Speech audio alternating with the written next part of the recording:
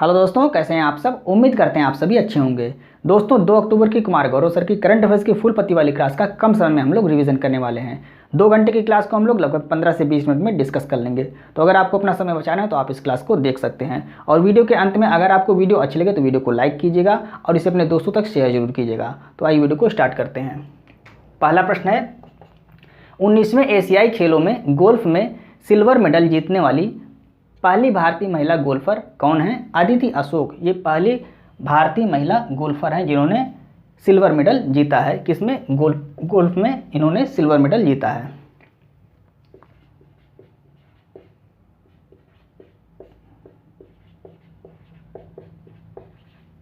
अदिति अशोक इन्होंने गोल्फ में silver medal जीता है। गोल्ड किसने जीता है?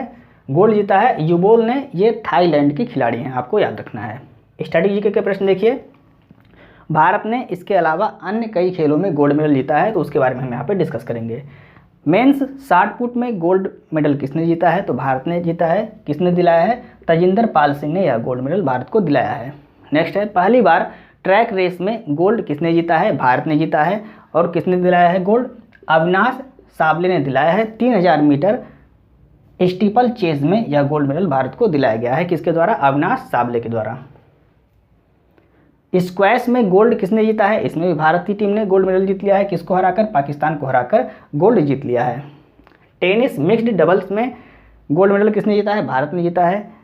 इसमें कौन शामिल थे? तो रोहन बोपन्ना और ऋतुजा भोसले, इनकी जोड़ी ने भारत को गोल्ड मेडल दिलाया है। शूटिंग मेंस ट्रैप टीम में गोल्ड मेडल किसने जीता है? इसमें भी भारत ने गोल्ड जीत लिया है। किसने दिलाया है? जोरावत सिंह, कैनान और पृथ्वीराज, इन तीनों लोग की टीम ने भारत को गोल्ड मेडल दिलाया है।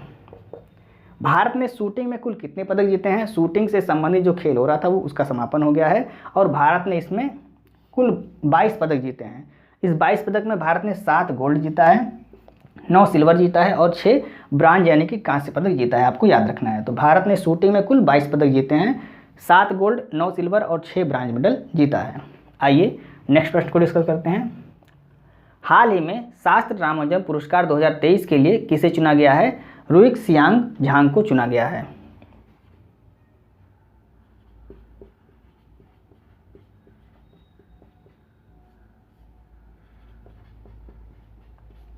रुइक सियांग झांग को चुना गया है। यह रुइक सियांग झांग ये क्या है? कैलिफोर्निया विश्वविद्यालय अमेरिका में ये क्या है? ये प्रोफेसर हैं, आपको याद रखना है। तो इनको किसके लिए चुना गया है? शास्त्र रामानुजम पुरस्कार 2023 के लिए इनको चुना गया है। रामानुजम जी किससे संबंधित है? गणित के क्षेत्र से संबंधित है। तो गणित के क्षेत्र में यह पुरस्कार दिया जाता है। राष्ट्रीय गणित दिवस कब मनाया जाता है? 22 दिसंबर को मनाया जाता है और इसी दिन रामानुजम जी का जन्म दिवस है। तो रामानुजम जी के जन्म दिवस पर क्या मनाया जाता है? राष्ट्रीय गणित दिवस मनाया जाता है। और यह पुरस्कार जो दिया गया है शास्त्र रामानुजम पुरस्कार, ये किस क्षेत्र में दिया गया है? गणित के क्षेत्र में दिया गया है। स्टडी जीके के प्रश्न देखिए। नॉर्मन बोरलॉग अवार्ड किसको दिया गया? अभी हाल ही में स्वाति नायक को दिया गया, आपको याद रखना है। 53वां दादा साहब फाल्के पुरस्कार किसको दिया गया है? वहीदा रहमान जी को दिया गया है। ये सभी पुरस्कार अभी हाल ही में दिए गए हैं। रेमन मैग्सेसे पुरस्कार किस भारतीय को दिया गया है? रेमन मैग्सेसे पुरस्कार किस भारतीय को दिया गया है? डॉक्टर रवि कन्नन को दिया गया है। इनके अलावा 3 अन्य लोगों को भी दिया गया है। मतलब रेमन मैग्सेसे पुरस्कार इस बार 4 लोगों को दिया गया, आपको याद रखना है। आइए हम नेक्स्ट प्रश्न को डिस्कस करते हैं। तीसरा प्रश्न है, प्रतिवर्ष अंतर्राष्ट्रीय अहिंसा दिवस कब मनाया जाता है? 2 अक्टूबर को मनाया जाता है।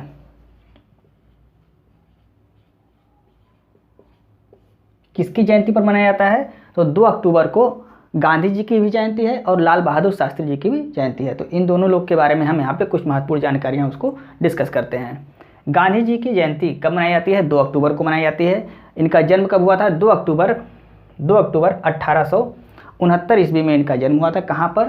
पोरबंदर गुजरात में गांधी जी का जन्म हुआ था, आपको याद रखना है। इनकी फेमस पत्रिका कौन सी है? नवजीवन, हरिजन, इंडियन ओपिनियन, ये इनकी फेमस पत्रिका है। इंडियन ओपिनियन जो पत्रिका है ये दक्षिण अफ्रीका में प्रकाशित हुई थी, इसको भी आपको याद रखना है। पुस्तक कौन सी है गांधी जी की? प्रसिद्ध पुस्तक हिंद स्वराज सत्य के साथ मेरे प्रयोग, ये गांधी जी की प्रसिद्ध पुस्तक है। इनके अलावा भी गांधी जी की और भी पुस्तक थी, 2 इंपॉर्टेंट है, हिंद स्वराज और सत्य के साथ मेरे प्रयोग, ये 2 पुस्तक महत्वपूर्ण हैं। 1924 में गांधी जी ने बेलगांव अधिवेशन में कांग्रेस की अध्यक्षता की थी, आपको याद रखना है। चंपारण आंदोलन 1917 में गांधी जी द्वारा स्टार्ट किया गया था। समाधि स्थल कहाँ पर है गांधी जी का? राजघाट में गांधी जी का समाधि स्थल आपको याद रखना है। लाल बहादुर शास्त्री जी के बारे में, इनका जन्म कब हुआ था? 2 अक्टूबर 1904 में इनका जन्म हुआ था। ये भारत के दूसरे प्रधानमंत्री थे, आपको याद रखना है। निधन इनका कब हुआ था? 1966 में ताशकंद उज्बेकिस्तान में इनका निधन हुआ था। प्रसिद्ध नारा इनका कौन सा है? जय जवान जय किसान इनका प्रसिद्ध नारा है। और समाधि स्थल कौन सा है? विजय घाट इनका समाधि स्थल है। दोनों आपको याद रखना है। लाल बहादुर शास्त्री जी का समाधि स्थल विजय घाट है और गांधी जी का समाधि स्थल कहाँ है? राजघाट है। दोनों इंपॉर्टेंट हैं। आइए नेक्स्ट प्रश्न देखते हैं। हाल ही में मालदीव के राष्ट्रपति कौन बनाए गए हैं? डॉक्टर मोहम्मद मोइज्जू इनको बनाया गया है।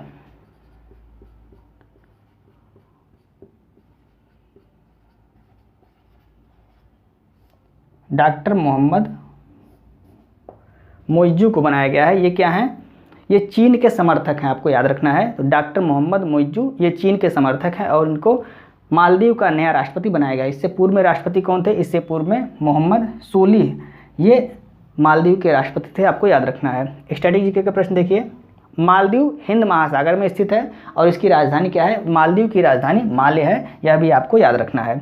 मालदीव और मिनिकॉय के बीच कौन सी अक्षांश रेखा जाती है? तो 8 अंश अक्षांश रेखा ये किसके बीच जाती है? मालदीव और मिनिकॉय के बीच है, आपको याद रखना है। आइए हम नेक्स्ट प्रश्न को डिस्कस करते हैं।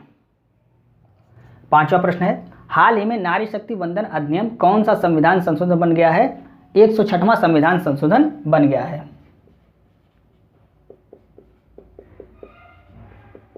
106वां संविधान संशोधन बन गया है। अगर आपसे पूछता है ये कौन सा संविधान संशोधन विधेयक पेश किया गया था, तो 128वां संविधान संशोधन विधेयक पेश किया गया था। और ये कौन सा अधिनियम बन गया है? 106वां संविधान संशोधन बन गया है। जितने भी विधेयक पेश किए जाते हैं वो सभी अधिनियम नहीं बनते हैं। लोकसभा, राज्यसभा और राष्ट्रपति के हस्ताक्षर होने के बाद ही अधिनियम बनते हैं। तो ये जो नारी शक्ति वंदन अधिनियम है, इसको लोकसभा, राज्यसभा और राष्ट्रपति के हस्ताक्षर, इस पर सभी से हस्ताक्षर हो गए हैं, यानी कि यह क्या बन गया है? 106वां संविधान संशोधन बन गया है।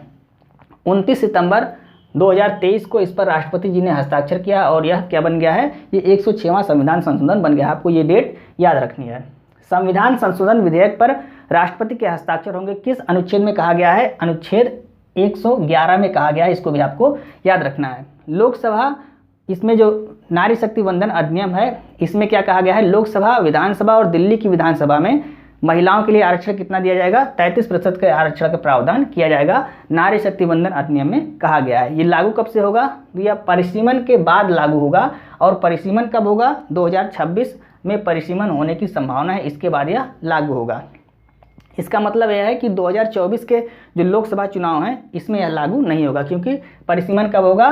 2026 में होगा और परिसीमन के बाद ही यह लागू होगा, आपको याद रखना है। समय अवधि इसकी कितनी है? यह जो अधिनियम बना है तो 15 वर्ष इसकी समय अवधि है और इसके बाद इसको बढ़ाया जा सकता है, यह भी आपको नोट कर लेना है।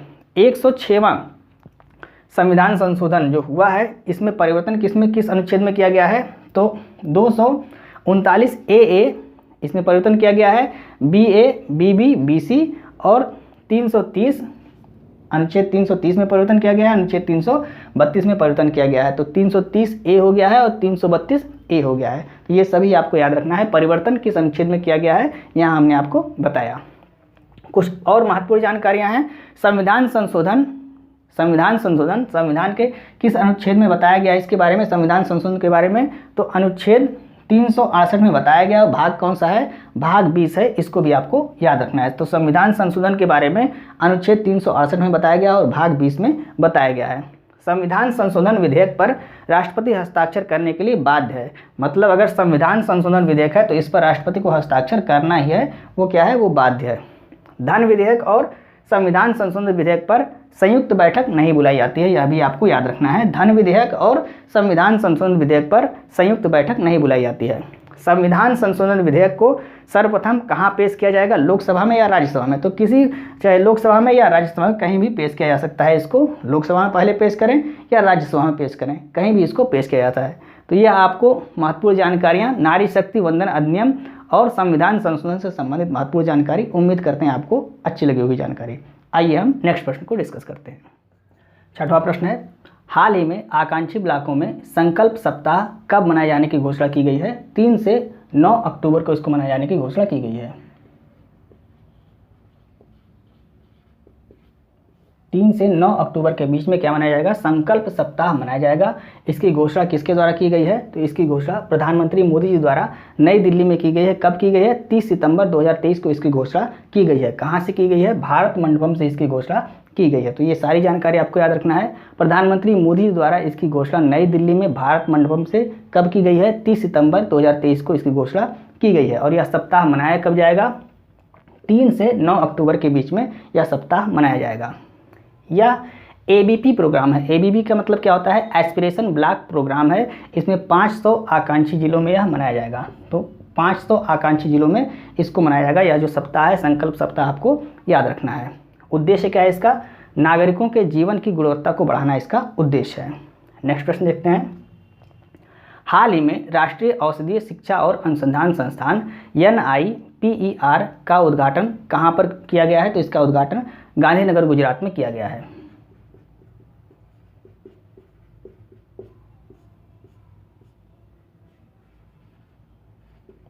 गांधीनगर गुजरात में इसका उद्घाटन किया गया है। NIPER इसका फुल फॉर्म क्या होता है, national institute of pharmaceutical education and research इसका फुल फॉर्म है। स्थापना कब हुई, 1998 में इसकी स्थापना की गई। उद्घाटन किसने किया, अमित शाह जी द्वारा इसका उद्घाटन किया। किसका उद्घाटन, ये राष्ट्रीय औषधि शिक्षा और अनुसंधान संस्थान, इसका उद्घाटन किसके द्वारा किया गया, अमित शाह जी द्वारा इसका उद्घाटन किया गया। स्ट्रैटेजी के प्रश्न देखिए। पारंपरिक चिकित्सा पर पहला शिखर सम्मेलन का आयोजन WHO द्वारा, यानी कि वर्ल्ड हेल्थ ऑर्गेनाइजेशन द्वारा कहाँ पर इसका किया गया है, पहला शिखर सम्मेलन, तो इसको गांधीनगर गुजरात में किया गया, आपको याद रखना है। नेक्स्ट है C295 MW परिवहन विमान, इसके निर्माण के लिए किस कंपनी के बीच समझौता हुआ है, तो इसके निर्माण के लिए टाटा और एयरबस के बीच यह समझौता किया गया है। और यह जो C295 MW परिवहन विमान है, ये किस देश का विमान है, स्पेन देश का विमान है। भारत ने इसको खरीदा है। कितने विमान, 56 विमान को भारत ने खरीदा है। 16 विमान स्पेन से लिए जाएगा और 40 विमान का निर्माण कहाँ पर होगा, ये भारत में होगा। 40 विमान का निर्माण भारत में होगा। तो भारत में निर्माण कौन सी कंपनी करेगी, टाटा और एयरबस ये मिलकर इस विमान का निर्माण करेंगे भारत में। और निर्माण कहाँ पर होगा, तो निर्माण बड़ोदरा गुजरात में इसका निर्माण होगा। सभी जानकारी इंपॉर्टेंट है, इसको आप नोट कर लीजिए। आइए हम नेक्स्ट प्रश्न को डिस्कस करते हैं। 8वां प्रश्न है, हाल ही में प्रेस ट्रस्ट ऑफ इंडिया का अध्यक्ष किसे बनाया गया है, KN शांता कुमार को बनाया गया है।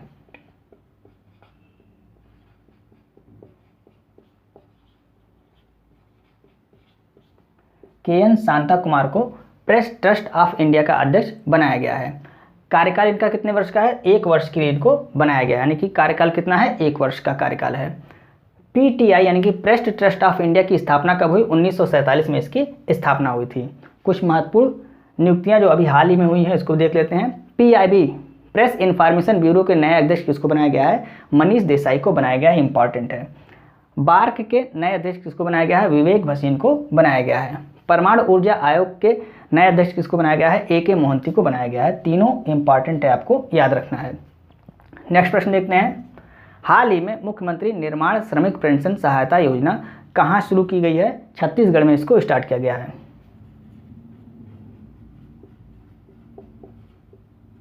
छत्तीसगढ़ द्वारा मुख्यमंत्री निर्माण श्रमिक पेंशन सहायता योजना इसको स्टार्ट किया गया है।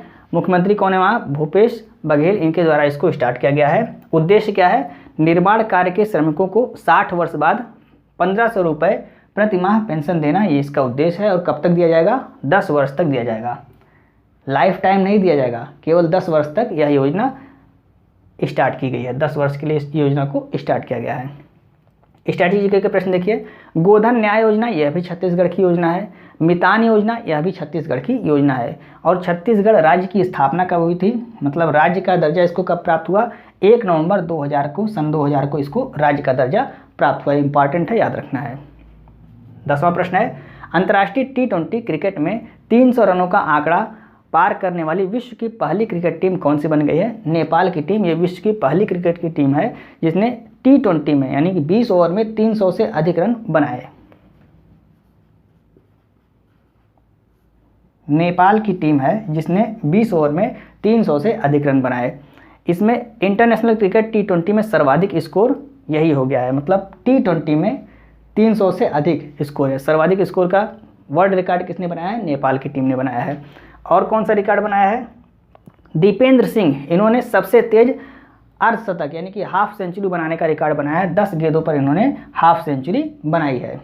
उसके बाद एक और रिकॉर्ड बनाया गया है कुशाल कल्ला, इन्होंने सबसे तेज शतक बनाने का रिकॉर्ड बनाया है। 34 गेंद पर इन्होंने सबसे तेज शतक बनाया है। अब आप पूछेंगे ये किसके खिलाफ बनाया है, कौन से देश के खिलाफ? तो मंगोलिया की टीम के खिलाफ इन्होंने यह कारनामा किया है। यानी कि यह जो तीनों विश्व रिकॉर्ड बनाया है किस टीम के खिलाफ बनाया है? मंगोलिया की टीम के खिलाफ बनाया है। शायद आप जानते भी नहीं होंगे कि मंगोलिया की भी कोई टीम है। और ये कहाँ पर बनाया गया है? तो हांगजो एशियाई खेल, जो आप लगातार पढ़ते आ रहे हैं, 19वें हांगजो एशियाई खेल जिसका आयोजन चीन में किया जा रहा है, उसमें पुरुष टीम ने यानी कि नेपाल की पुरुष टीम और मंगोलिया की पुरुष टीम के बीच यह मैच खेला गया था और उसमें नेपाल ने 300 से अधिक रन बनाए T20 में। महिला वाले में आपको पता होगा कि भारतीय टीम ने गोल्ड मेडल जीत लिया है। इस बार हांगजो एशियाई खेलों में क्रिकेट को भी शामिल किया गया है, यह भी आपको नोट कर लेना है। तो हांगजो एशियाई खेलों में यह मैच खेला गया है। किसके खिलाफ नेपाल ने बनाया है? मंगोलिया के खिलाफ यह सारे रिकॉर्ड बनाए हैं। तो ये थी फूल पत्ती वाली क्लास के 10 महत्वपूर्ण प्रश्न जिसको हमने कम समय में आपको रिवाइज कराने की पूरी कोशिश की। उम्मीद है आपको वीडियो अच्छी लग रही होगी। यदि आपको वीडियो अच्छी लग रही है तो आप इसे अपने दोस्तों को जरूर शेयर करें और वीडियो को लाइक और सब्सक्राइब करना ना भूलें। इस क्लास की अगर आपको PDF चाहिए तो आप हमारे Telegram channel RK competition classes को ज्वाइन कर सकते हैं, जिसका लिंक आपको इस वीडियो के डिस्क्रिप्शन में मिल जाएगा। आप वहाँ से टेलीग्राम चैनल को ज्वाइन करके PDF को प्राप्त कर सकते हैं। मिलते हैं नेक्स्ट वीडियो में। जय हिंद।